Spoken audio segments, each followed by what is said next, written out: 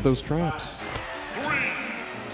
Piranha Plant is a trap incarnated, but what do we have here? We've got the fast JLim and boys. Joj. Joker versus Chrom. Sword character versus a sword character. It's the J, both of them. Okay. Chrom having that reverse on the momentum, the gun not coming out just in time. Oh, looking for the extension. Ooh, he's going to be getting that Arsene any moment now after that Rebels guard. But unfortunately, Sweet Buns is going to be leaving us. Oh, and I'm going to be leaving us. Oh my goodness, we have that redemption bracket coming on. Hope y'all are having a wonderful night. I will catch you all at another time.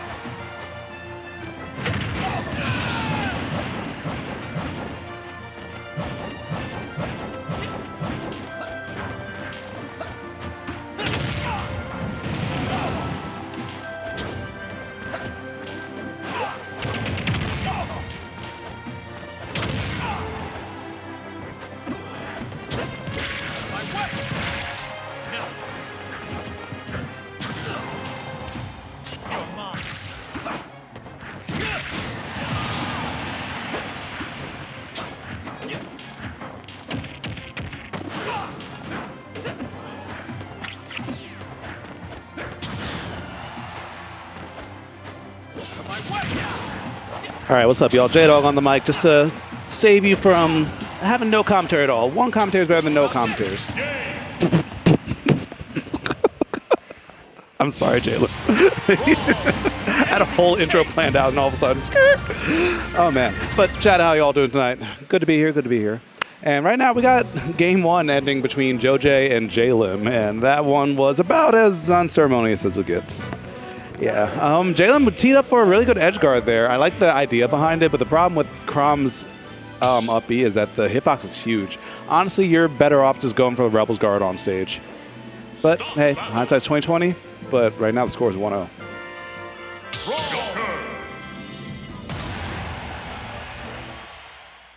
All right, so we're going to be sticking with the characters. Joj has been really going in with the Chrom recently, and I feel like the character fits him really well. Early on in the game, he played Ike. And Ike was a strong character early. I feel like Ike is still pretty strong and slightly slept on. But the problem with that is that people start to understand how the character works, what to parry, what to get hit by, and what to not get hit by. And when you start to have that game knowledge behind you, you start to really mitigate a lot of Ike's game plan. So now Chrom has a bit more tools in his kit and has a bit more speed to him, which is a thing that a lot of characters struggle to deal with. Having a sword doesn't hurt either. Right now, JLim has still been sticking with his guns recently with his Joker, and every week his Joker's been getting better and better. I think last week he was still riding with a bit of training wheels to it, but now he's looking a bit more polished to him, and he's in winner's quarters as well.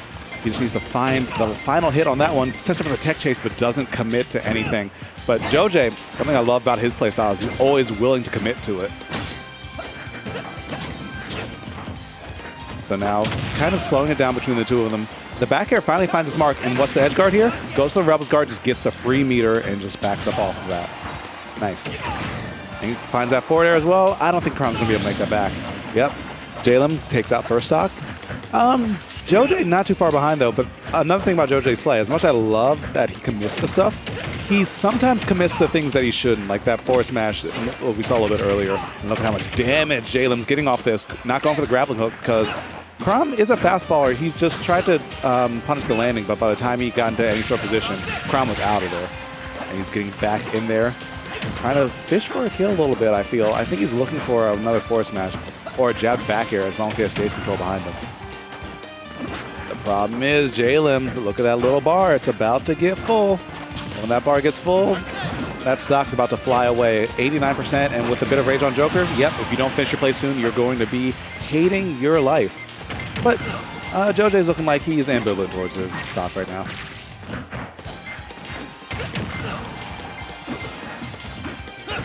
JLim, I'm not sure if it's JLim or Joker, but these early percent strings from him have been very good at just keeping the pressure on his opponent. Okay, lands that up B out of shield. You know, it does like 23% if you get all the hits. That's wild. That's privilege. All right, but here's the real test of JoJ's talent. Can he hold on to his stock and just whittle down Arsene? Right now, that shield's the only thing getting whittled down. And oh, he commits to the counter. But, I mean, he only gets a jab off of it, so could have been way worse. You're at 1 in 55. Any damage you can take that doesn't kill you is fine, but this damage will certainly kill you. Bye-bye. JoJ on his final stock of this game after taking game 1, so he still has a lot of real estate to mess with. JLim sticking with Pokemon Stadium 2 for his counter pick, so counter pick advantage is really going to go to JoJ in the set.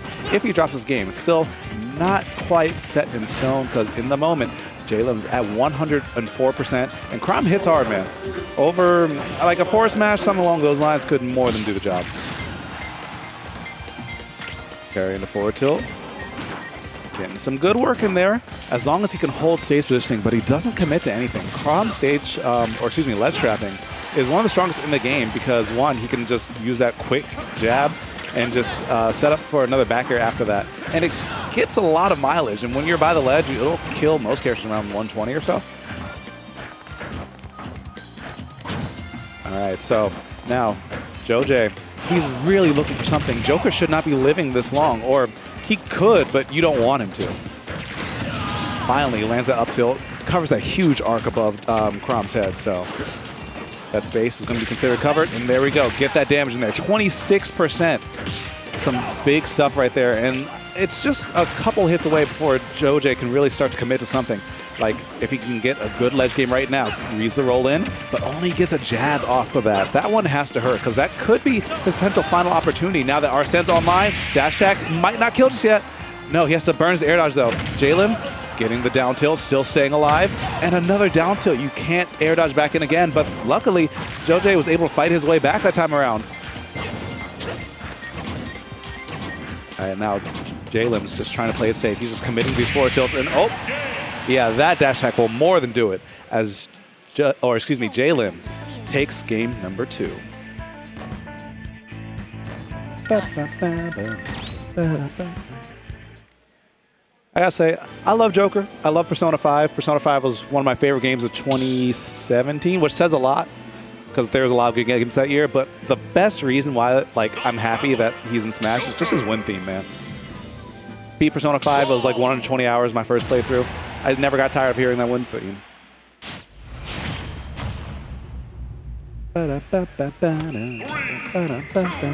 And if JLim has his way, well, we might hear that gate or that win theme just one more time because this is still best of 3 territory. Whoever takes this wins the set.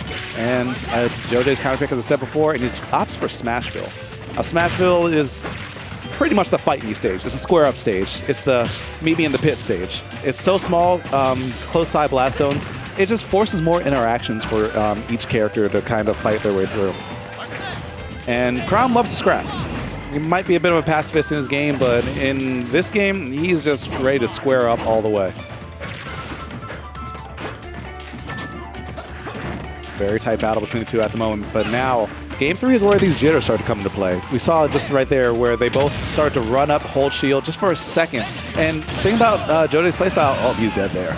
Yeah, I was about to say, the thing about JoJ's playstyle is that whenever he, whenever two people are getting cold feet, he always is the one that warms up first. He'll always hit a button first.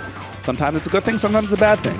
That time around, it was a good thing, but, I mean, JLim, sometimes the sword that strikes second is the deadliest.